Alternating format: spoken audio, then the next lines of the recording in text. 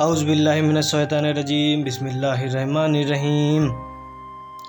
جب 19 رمضان کو مسجد کوفہ میں امام علی علیہ السلام کی اذان گونجنے لگی تو پوری کائنات پہ سوگ برپا ہو گیا۔ چرند پرند جنات چیخنے لگے اور حضرت جبرائیل علیہ السلام تمام انسانوں سے کہنے لگے، اے انسانوں، آج آخری مرتبہ علی کے آواز میں اذان سن لو۔ مولا علی علیہ السلام اذان دے کے مصلی عبادت پہ آئے اور اللہ کی عبادت کر رہے تھے۔ جیسے ہی آپ نے سجدہ کیا تو عبد الرحمن ابن ملجم زہر سے ڈوبی ہوئی تلوار امام علی علیہ السلام کے سر پہ دے مارا۔ بس مسجد کوفہ میں قیامت برپا ہو گئی۔ تمام چاہنے والے سر پیٹنے لگے۔ امام علی علیہ السلام کا مصلی خون سے رنگین ہو گیا۔ آپ کے سر کا خون آپ کے چہرے اور داڑھی پہ آ لگا۔ کچھ چاہنے والے اس ملعون کو ڈھونڈنے لگے جس نے مولا علی علیہ السلام کو ضرب مارا، تو کچھ مولا علی علیہ السلام کا سر کا خون صاف کرنے لگے۔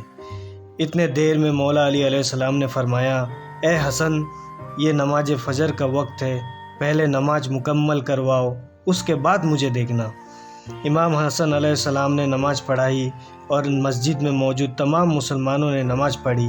جیسے ہی نماز ختم ہوئی تو عبد الرحمن ابن ملجم جس نے مولا علی علیہ السلام کے سر پہ وار کیا تھا، اس کو پکڑ کے امام کے خدمت میں لایا گیا۔ کچھ چاہنے والے صحت کا شربت بنا کے لے کے آئے۔ جیسے امام علی علیہ السلام نے قاتل کے چہرے پہ خوف دیکھا تو آپ نے اپنے چاہنے والوں سے فرمانے لگے، اس شربت کی مجھے نہیں بلکہ میرے قاتل کو ضرورت ہے، یہ شربت اسے پلا دو۔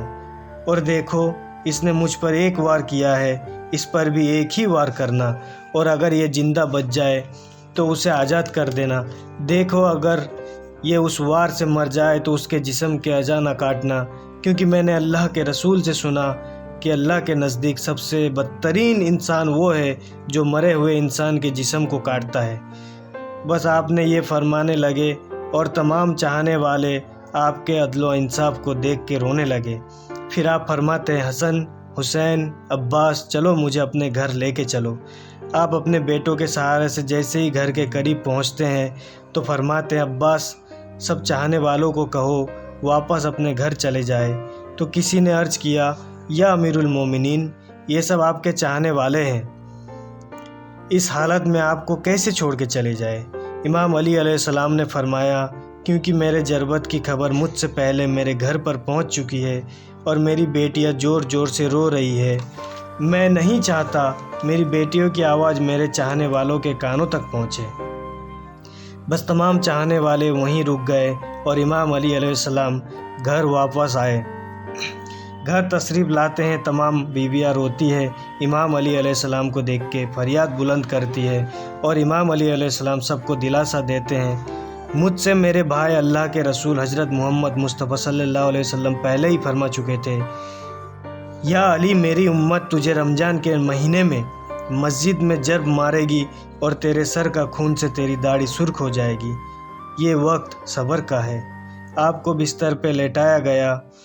تاریخ نے لکھا، جیسے ہی طبیب نے امام علی علیہ السلام کو دیکھا تو وہ چیخ کے رونے لگا اور فرمانے لگا، وہ ضرب زہر سے ڈوبی ہوئی تھی اور زہر مولا علی کے پورے جسم میں پھیل چکا ہے، جتنا ہو سکے آپ ان کو دودھ پلائے۔ بس جیسے ہی یہ خبر کوفے کی گلیوں تک پہنچی تو کوفے کے یتیم بچے اپنے اپنے حصے کے دودھ لیے امام علی علیہ السلام کے گھر پہ آتے ہیں اور فرماتے ہیں، یا حسن، یہ ہمارے حصے کا دودھ مولا کو پلائے، ہم ایک مرتبہ یتیم ہو چکے ہیں، دوسری مرتبہ یتیم نہیں ہونا چاہتے ہیں۔ امام علی علیہ السلام بستر شہادت پہ بھی مسلسل اللہ کا ذکر کرتے رہے۔ جیسے ہی 19 کا دن ختم ہوا، 20 رمضان کا رات آئی، آپ فرمانے لگے، اب میرے حجرے میں کوئی بھی نہیں آئے گا، کیونکہ پوری دنیا کی جنات اور فرشتے مجھ سے ملنے آ رہے ہیں۔ اور جیسے ہی 20 رمضان کا سورج طلوع ہوا تو آپ امام حسن سے فرمانے لگے، یا حسن، جاؤ میرے تمام چاہنے والوں کو کہو اپنے امام کا آخری دیدار کر لے۔ آپ کے عقیدت مند قطار بنا کے جیسے ہی آپ کے زیارت کے لیے گھر میں داخل ہوئے تو دیکھا زہر پھیلنے کی وجہ سے آپ کا چہرہ پورا جرج ہو چکا ہے۔ سب چیخ کے رونے لگے۔ امام علی علیہ السلام فرمانے لگے، پوچھو جو پوچھنا چاہتے ہو، کیونکہ میں علی زمین کا رستوں سے زیادہ آسمانوں کا رستہ جانتا ہوں۔ پوچھ لو، جب تم مجھے اپنی آنکھوں سے نہیں دیکھو گے تو پچھتاؤ گے۔ کسی عقیدت مند نے سوال کیا، کسی نے جواب لیا، کوئی زیارت کرتا رہا۔ بس جیسے ہی عقیدت مند جانے لگے، امام علی علیہ السلام فرمانے لگے، میرے پورے خاندان کو میرے حجرے میں لایا جائے، اور فرمایا، اب اس خاندان کا وارث میرا بڑا بیٹا حسن ہے، جو یہ کہے اسے ماننا۔ اور امام حسن سے فرمانے لگے، اے حسن، جتنا ہو سکے اپنے زبان اور کردار سے محبت اور امن کا پیغام دیتے رہنا۔ کوشش کرنا مسلمان کا دشمن نہ بنے اور تقوی سے دور نہ ہونا۔ اگر دنیا تمہاری قریب آئے تب بھی اسے دل نہ لگانا۔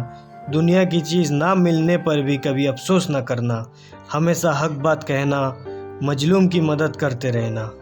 حسن حسین، جہاں تک ہو سکے میرے اس پیغام کو ہر ایک تک پہنچانا کہ اپنے کام ذمہ داری سے کرتے رہے اور اپنے درمیان تعلقات اچھا بنائے رکھے، کیونکہ میں نے تمہارے نانا حضرت محمد مصطفیٰ صلی اللہ علیہ وسلم سے سنا ہے کہ لوگوں کے بیچ میں صلح کروانا 1000 سالوں کے روز و نماز سے بہتر ہے، اور یتیموں کے بارے میں اللہ سے ڈرتے رہنا، کبھی وہ بھوکے نہ رہے، اور پڑوس میں رہنے والوں کے خیال رکھنا، کیونکہ اللہ کے رسول پڑوسیوں کے بارے میں بار بار اتنی نصیحت کرتے ہیں کہ لوگ سمجھنے لگتے ہیں شاید اللہ کے محبوب ان کو ہمارا وارث بنانے والے ہیں۔ اور قرآن کو سمجھنے اور اس پہ عمل کرنے میں دیر نہ کرنا، ایسا نہ ہو دوسرے قرآن کو سمجھ کے تم پہ حکومت کرنے لگے۔ نماز کے بارے میں اللہ سے ڈرتے رہنا، کیونکہ تمہارے دین کا ستون ہے، اور اللہ کے گھر کی حفاظت کرنا، کیونکہ وہ تمہاری پہچان ہے۔ اللہ سے ڈرو، اپنی جان، مال اور زبان کے بارے میں نہ کسی کا مال غصب کرو، نہ کسی کو ہاتھوں اور زبان سے تکلیف دو، ایک دوسرے کی مدد کرتے رہنا، اور خبردار سب مسلمان ایک دوسرے سے جڑ کے جینا، ورنہ تم پہ وہ لوگ مسلط ہو جائیں گے۔ اگر تم فریاد بھی کرو گے تمہاری آواز سننے والا کوئی نہ رہے گا۔ اور سارے عبد المطلب کے بیٹوں کو خبردار کر دو، اگر اس ضرب سے میری شہادت ہو جائے تو میری قاتلوں کے بھی صرف ایک ہی ضرب مارنا، اگر وہ بچ جائے تو اسے آزاد کر دینا، اگر وہ مر جائے تو اس کے جسم کے بے حرمتی نہ کرنا، اس کے جسم کے حصے کو نہ کاٹنا، کیونکہ میں نے اللہ کے رسول سے سنا، زمین کا بدترین عمل یہ ہے کہ کسی مرے ہوئے کے جسم کو کاٹا جائے، چاہے وہ پاگل کتا ہی کیوں نہ ہو۔ حسن، میرے جنازے میں کسی کو شریک نہ کرنا، پیچھے سے حسن و حسین تم اٹھانا، آگے سے جبرائیل اور میکائیل اٹھائیں گے، اور اس کو ایک اونٹنی پہ رکھ دینا، جہاں وہ اونٹنی رکے گی وہاں میری قبر بنی ہوئی ہوگی، اور میرے قبر کا کسی انسان کو مت بتانا، کیونکہ اللہ کے دین کے دشمن یہ چاہیں گے میرے قبر کھود کے میرے جسم کے بے حرمتی کرے۔ پھر آپ حضرت عباس کو دیکھ کے فرمانے لگے، اے عباس، تم کو میں نے کربلا کے لیے اللہ سے مانگا ہے، آج سے حسین تمہارا آقا ہے، ان کے غلام بن کے جینا۔ پھر امام حسین کو دیکھا اور رو کے فرمانے لگے، اے حسین، تیرے شہادت کی خبر تیرے نانا نے تیرے آمد کے وقت ہی سنا دیا تھا، تجھے 3 دن تک بھوکا پیاسا رکھ کے کربلا کے میدان میں شہید کیا جائے گا، تیرے بچوں کو، تیرے ساتھیوں کو بے دردی سے مارا جائے گا۔ حسین، تیری شہادت کے بعد میری بیٹیوں کو، تیری بہنوں کو رسیوں سے قید کر کے کسی کوفہ اور شام پہ پھرایا جائے گا۔ حسین، اللہ کے دین کے لیے صبر کرنا، اور جب وقت آخر آئے اپنی بہنوں سے اور بیٹیوں سے نصیحت کرنا کہ اسلام کے لیے صبر کرتے رہے، اور قدم قدم پر یہ گواہی دیتے رہے کہ اللہ کے سوا کوئی اور عبادت کے لائق نہیں ہے، اور ان کا نانا حضرت محمد مصطفیٰ صلی اللہ علیہ وسلم کے رسول ہے۔ بس اتنی دیر میں آپ فرمانے لگے، سلام یا رسول اللہ۔ سارا خاندان چیخ کے رونے لگا اور کہنے لگا، کیا ہمارے درمیان اللہ کے رسول موجود ہیں؟ امام علی علیہ السلام مسکرا کے فرمائے، ہاں، اللہ کے محبوب اور تمہاری ماں فاطمۃ الزہرا سلام اللہ علیہا مجھے لینے آئے ہیں۔ پورا گھر چاروں قطار رونے لگا، اور امام علی علیہ السلام اپنے آنکھیں بند کر لی۔ آپ کے وصیت پہ عمل کرتے ہوئے آپ کے جنازے میں کسی کو بھی شریک نہیں کیا گیا۔ پیچھے سے حسن اور حسین نے اٹھایا، اور آگے سے وہ جنازہ خود بخود اٹھنے لگا، اور ایک نورانی اونٹ ظاہر ہوئی जनाजे को उस ऊँट पे रखा और कूफे से बाहर चलती गई।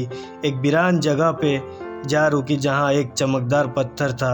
जैसे ही इमाम हसन हुसैन उस पत्थर को हटाया तो उस पत्थर के नीचे कब्र बनी हुई थी और उस पे लिखा हुआ था कि ये कब्र अल्लाह के नबी नूह नजीउल्लाह ने बनाई है अल्लाह के वली अली इब्न अबी तालिब अलैहिस्सलाम के लिए। सलाम हो शेर खुदा नफ्स नबी मोमिनों के अमीर हैदर कर्रार पर।